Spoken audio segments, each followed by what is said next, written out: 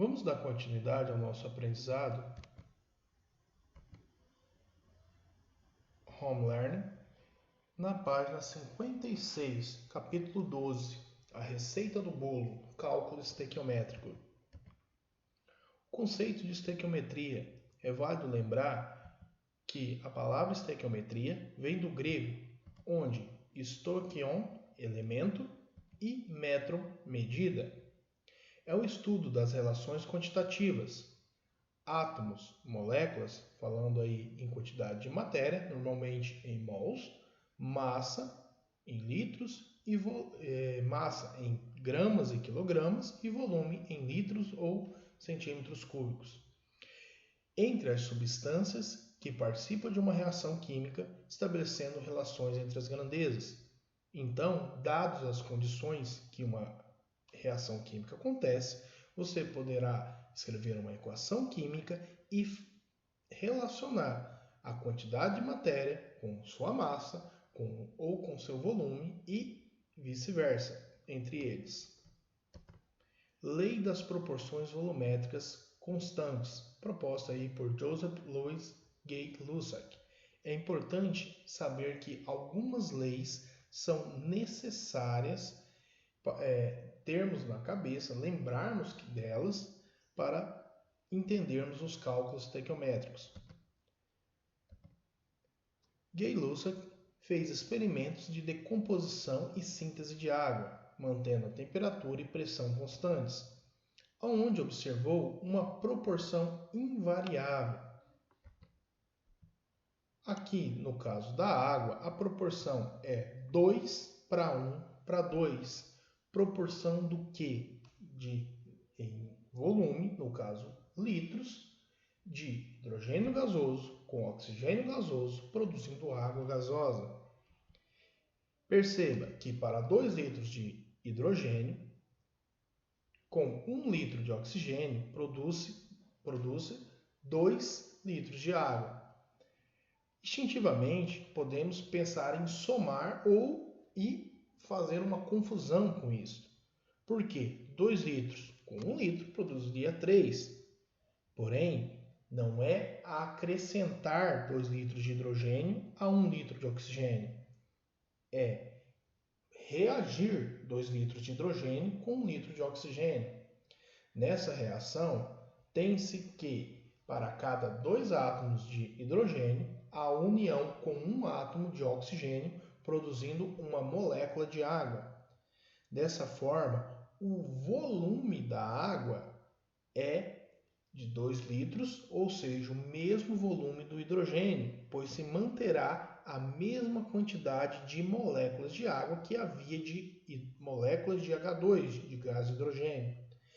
E os gases, nas mesmas condições de temperatura e pressão, ocupam sempre o mesmo volume, não importando o tipo de gás nem o tamanho da sua molécula. Então, se for um gás nobre, por exemplo, o hélio, que é formado por apenas um átomo, ou se for a água em seu estado gasoso, que é triatômica, formado por 3 átomos, se estiver uma determinada massa de hélio e uma determinada massa de água gasosa, na mesma condição de temperatura e pressão, será aí ocupará o mesmo volume em quantidade de matéria. Perceba que em qualquer outro experimento sempre se mantinha as mesmas proporções, sempre 2:1:2, se dobrando a quantidade de hidrogênio, dobrando-se a quantidade de oxigênio, produz o dobro de água após a reação.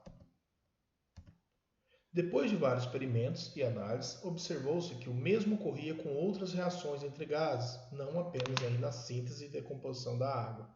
Ou seja, as reações sempre seguiam uma proporção de volumes constantes. A lei volumétrica de Gay-Lussac pode ser enunciada do seguinte modo: nas mesmas condições de pressão e temperatura, os volumes dos reagentes e produtos gasosos de uma reação química têm sempre entre si uma proporção constante, isto é, uma relação fixa de números inteiros e pequenos. Não se esqueça, Gay-Lussac enunciou a lei volumétrica, representado aqui em uma equação onde temos 1 mol de hidrogênio reagindo com meio mol de oxigênio, produzindo 1 mol de água. Também posso estar representando esta mesma reação por uma ilustração. E aqui tenho os volumes: 2 litros de hidrogênio gasoso com 1 litro de oxigênio gasoso formam 2 litros de água gasosa. Por quê? O hidrogênio se une ao oxigênio, formando a molécula de água. Em qual quantidade? 2 átomos de hidrogênio por molécula de água. Então, cada molécula de hidrogênio originará o mesmo número de moléculas de água. E o oxigênio, um átomo de cada molécula do oxigênio, o do O2, irá se juntar aí com uma molécula de água. Ou seja, de cada 2 átomos de oxigênio que estavam na molécula, será repartir e formará o dobro, ou seja, 2 litros de moléculas de água. Gases nas mesmas condições de pressão e temperatura, seus volumes mantêm-se em proporções fixas. Lavoisier enunciou a lei das conservações das massas. Esta equação pode ser representada aqui da reação do carbono, tanto numa equação quanto numa ilustração. Perceba que o carbono reage com O2, formando dióxido de carbono.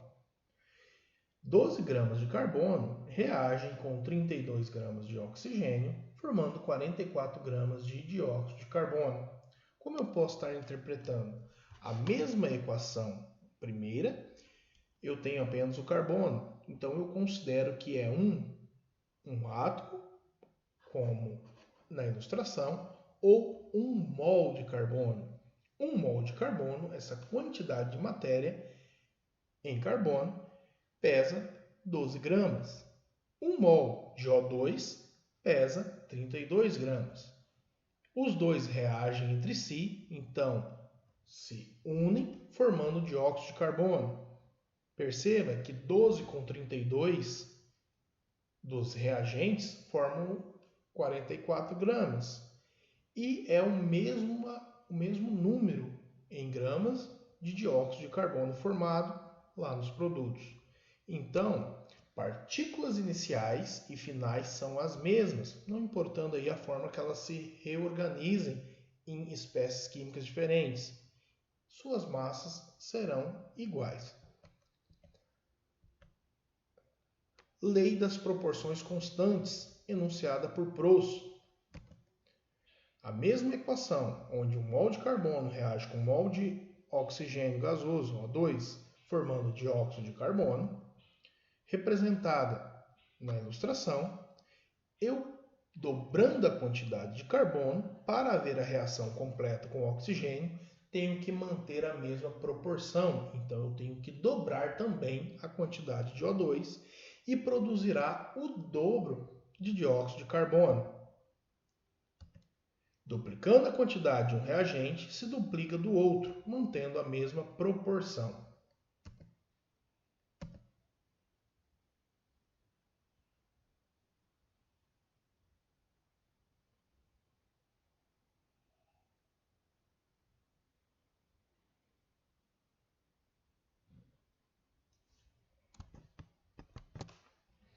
Reações químicas e a estequiometria. A partir das equações químicas balanceadas, que estabelecem as proporções entre os participantes dos processos químicos, podemos retirar várias informações e estabelecer várias relações conforme o problema ser resolvido. Isso é extremamente importante.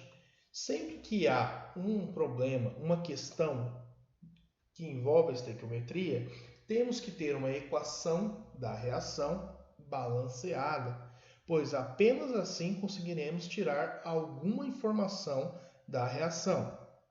Observe, por exemplo, as relações que pode ser estabelecida e os dados retirados de uma equação química.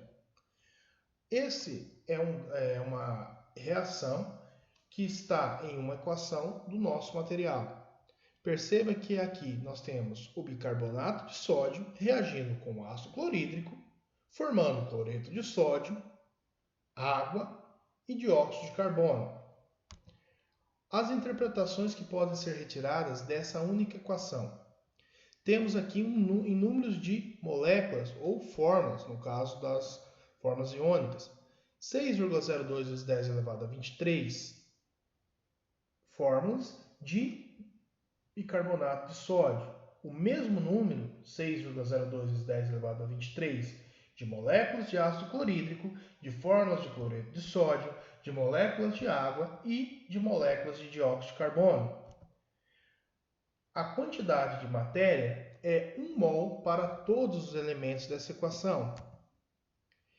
E também podemos obter a massa, onde somando aí a massa molar de cada elemento químico, das fórmulas químicas ou das moléculas, temos as massas de cada participante dessa equação. Temos 84 gramas de bicarbonato de sódio, temos 36,5 gramas de ácido clorídrico, temos 58,5 gramas de cloreto de sódio, 18 gramas de água e 44 gramas de dióxido de carbono. Perceba que ao somar a massa do bicarbonato de sódio com o de ácido clorídrico, dá 120,5 gramas. E ao somar as massas de cloreto de sódio, da água e do dióxido de carbono, que são os produtos, também dará a mesma massa, 120,5. Também, considerando que a reação esteja acontecendo nas condições normais de temperatura e pressão, é possível obter os volumes gasosos. No caso, um único elemento que estaria gasoso aqui seria o dióxido de carbono, produzindo aí 22,4 litros, que é o volume fixo na CNTP de 1 mol de qualquer gás. Para trabalhar com estequiometria, sempre é preciso organizar os dados. E o nosso material traz algumas dicas da forma de proceder. Escreva a equação da reação química balanceada, sempre balanceada. Considere 2 linhas abaixo da equação balanceada. Coloque na segunda linha os dados do enunciado. Então é o que nos é fornecido ali na questão. E na primeira, os dados da equação. Interprete o enunciado e retire seus dados preenchendo a segunda linha. De acordo com o comando do enunciado, preencha a primeira linha com os dados retirados da equação, estabelecendo com eles as proporções de interesse entre massa molar, volume molar, número de mols, etc. Efetue a operação com a regra de 3. Vamos ver nesse primeiro exemplo no nosso material como estar procedendo com essas dicas de como organizar os cálculos estequiométricos. Qual a massa de carbonato de cálcio que será gasta na reação com 1 mol de ácido clorídrico? Para calcular a massa de carbonato de cálcio gasta na reação com 1 mol de ácido clorídrico, tem C. Aqui a equação escrita de forma que está balanceada. Na primeira linha foi posto os dados da equação: 100 gramas de carbonato de cálcio e 2 mols de ácido clorídrico. Na segunda linha é o que nós queremos descobrir: a massa do carbonato de cálcio, mas temos ali a quantidade de ácido clorídrico. Assim, fica evidente que está formado um cálculo de regra de 3, onde temos 100 gramas para 2, da mesma forma que temos uma incógnita para 1. Realizando os cálculos, chegar-se a 50 gramas de carbonato de cálcio. No segundo exemplo, Que massa de cloreto de cálcio será produzida ao reagir 500 gramas de carbonato de cálcio? Para calcular a massa de cloreto de cálcio produzida a partir de 500 gramas de carbonato de cálcio, tem-se a equação escrita. Na primeira linha temos os dados da equação e na segunda os dados do enunciado. Formou-se assim outra regra de 3, onde 100 gramas para 111 gramas, da mesma forma que 500 está para uma incógnita. Fazendo aí a relação dos dados e resolvendo os cálculos matemáticos, temos uma massa de 555 gramas de cloreto de cálcio.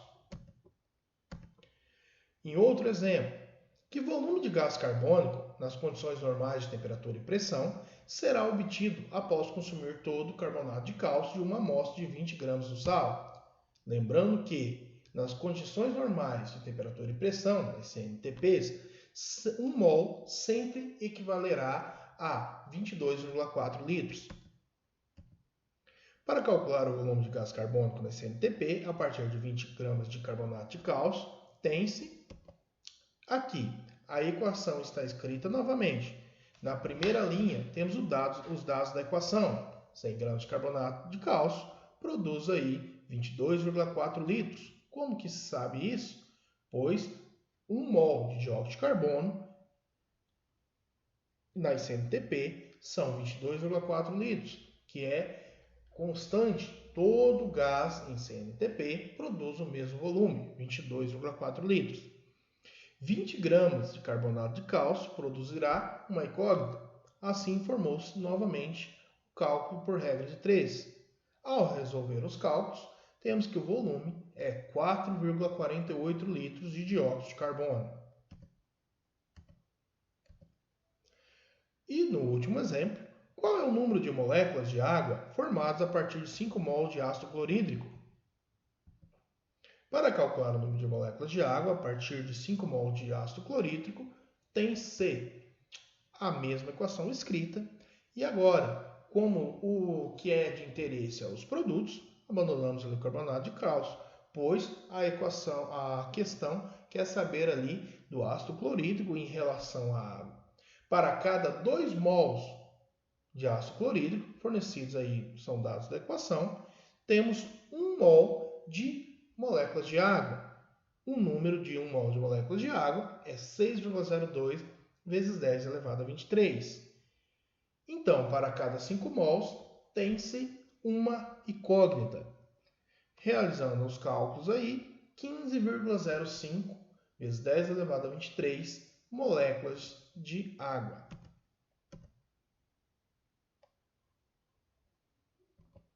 Reações consecutivas. Reações que ocorrem em sequência, em que uma substância produzida em uma etapa é o reagente na etapa seguinte. Para haver qualquer cálculo estequiométrico, então, há de se obter aí a reação global. Você tem a primeira reação que produz X, e a segunda reação, ela usa este X como um reagente. Aqui temos um exemplo. 2 mols de carbono mais 1 mol de O2 produz 2 mols de monóxido de carbono.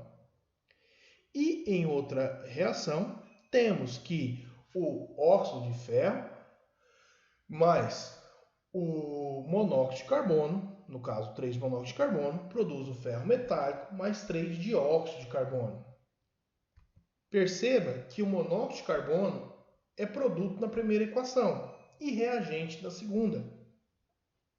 Temos então que formar uma reação global, na qual nós igualamos ali as quantidades do produto da primeira equação, o monóxido de carbono, com a quantidade de monóxido de carbono utilizada na segunda equação. Assim nós podemos eliminá-lo e formar a equação global. Devem-se acertar os coeficientes das equações, de tal forma que, somando-as, se possa simplificar parte dessa substância, para, em seguida, realizar um cálculo estequiométrico comum. O produto da reação, que é reagente da próxima etapa, deve apresentar o mesmo coeficiente estequiométrico. Para igualar os coeficientes entre os dois, se multiplica a primeira equação por 3.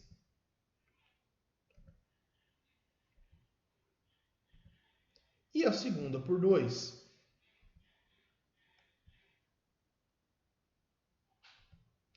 Assim se pode executar o somatório das equações, cancelando o reagente com produtos iguais e obter a equação global.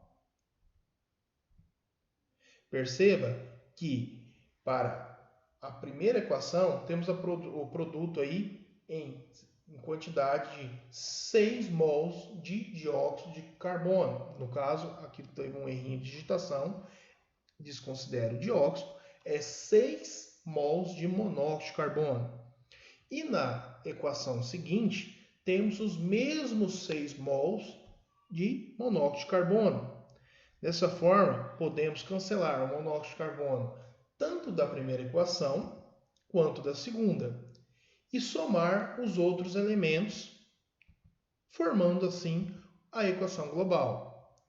Perceba que o ferro, no caso o óxido de ferro, mais o carbono, mais o oxigênio gasoso, que estão aqui nos reagentes da primeira equação, não foram cancelados, eles aparecem na global.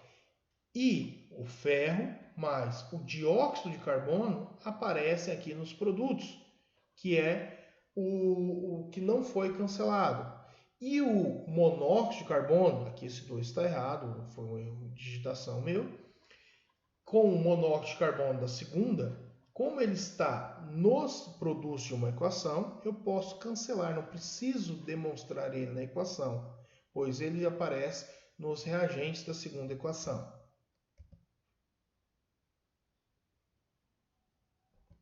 Reagentes em excesso. Com o intuito de garantir que a reação ocorra, pode-se adicionar uma quantidade de um reagente químico a mais do que aquela que é necessária. Neste caso, um dos reagentes estará em excesso.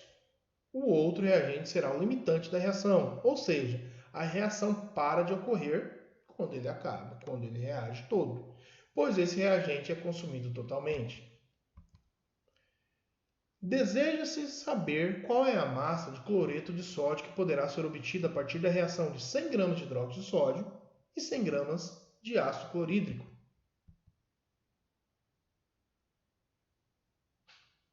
Aqui eu tenho a reação do hidróxido de sódio com ácido clorídrico, produzindo cloreto de sódio e água. Observe que foi fornecido pelo problema a massa de dois reagentes. Para isso, torna-se necessário verificar se os reagentes estão em proporção estequiométrica, se há reagente em excesso e qual é o reagente limitante. Dados da equação. Ao somar aqui as massas de cada mol, de cada átomo dessa molécula de hidróxido de sódio, eu tenho aqui a massa molecular, 40 gramas. 1 mol de hidróxido de sódio pesa 40 gramas. Ao fazer isso com ácido clorídrico, 1 mol de ácido clorídrico pesa aí a massa molecular de 36,5 gramas. E no enunciado está dizendo que reagirá 100 gramas de cloreto, de hidróxido de sódio e 100 gramas de cloreto, de ácido clorídrico, desculpa, e 100 gramas de ácido clorídrico. Ao compararmos, percebemos que é 40 de hidróxido de sódio para 36,5 de ácido clorídrico e não 100 para 100. Desta forma, fica evidente aí quem que está em excesso. Se gasta menos ácido clorídrico do que hidróxido de sódio. Portanto, para as mesmas quantidades de ácido de base, consome-se uma menor quantidade de ácido. Desta forma, a base será o reagente limitante e comandará a reação. O ácido estará em excesso. Por que é dito que comandará? Assim que acabar a base, a reação cessa. Pureza e grau de pureza das substâncias. Reagente utilizado pode ter impurezas, as quais atrapalham a produção de um produto. Se, por exemplo, realizarmos a decomposição de 100 gramas de calcário, rocha sedimentar onde é encontrado carbonato de cálcio, misturado e impurezas, e dele obtivermos apenas 44,8 gramas de óxido de cálcio, significa que o grau de pureza desse calcário é de 80%, visto que se estivesse puro, produziria 56 gramas de óxido. Aqui temos o calcário. O carbonato de cálcio é 80%. E as impurezas, que pode ser sílica, argila, óxido de ferro, sulfato de ferro, matéria orgânica, entre outros, 20%.